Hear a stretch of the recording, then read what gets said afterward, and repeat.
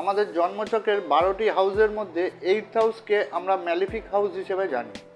এই 8th হাউসের প্রভাবেই আমাদের জীবনে নেমে আসতে পারে বিভিন্ন ধরনের বাধা, বিপত্তি, অপমান, বদনাম।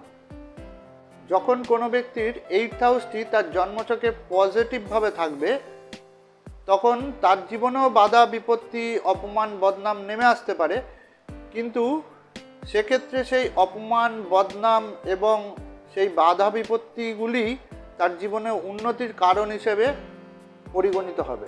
অর্থাৎ সেই বাধা বিপত্তির দ্বারাই সেই ব্যক্তি ভবিষ্যতে উন্নতি লাভ করতে পারে।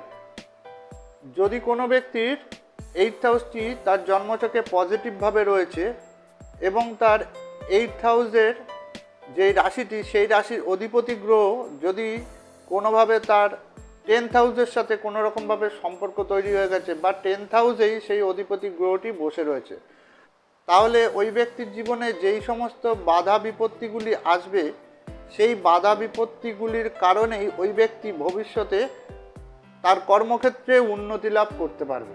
8th হাউসের অধিপতি গ্রহটি যদি কোনো ব্যক্তির 9th হাউসে চলে আসে বা 9th হাউসে এসে যায়, তাহলে সেক্ষেত্রে ওই ব্যক্তির জীবনে যে সমস্ত বাধা বিপত্তিগুলি আছে বা আসছে, সেই বাধা বিপত্তিগুলির দ্বারাই কিন্তু তার আবার ভাগ্য উন্নতিও হবে, তার ভাগ্য খুলবে সেই বাধা বিপত্তিগুলির দ্বারাই।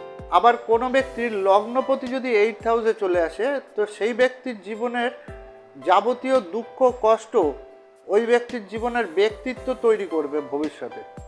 যদি কোনো ব্যক্তির জন্মছকে 8th হাউস পজিটিভ অবস্থা থাকে, তাহলে সেই ব্যক্তির জীবনের যাবতীয় দুঃখ, কষ্ট, বাধা, বিপত্তি এইগুলি তাকে ভবিষ্যতে কিছু দেবে।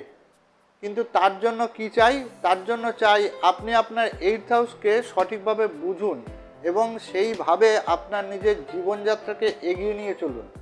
ভেঙে পড়লে হবে না, হতাশাগ্রস্ত হলে হবে না।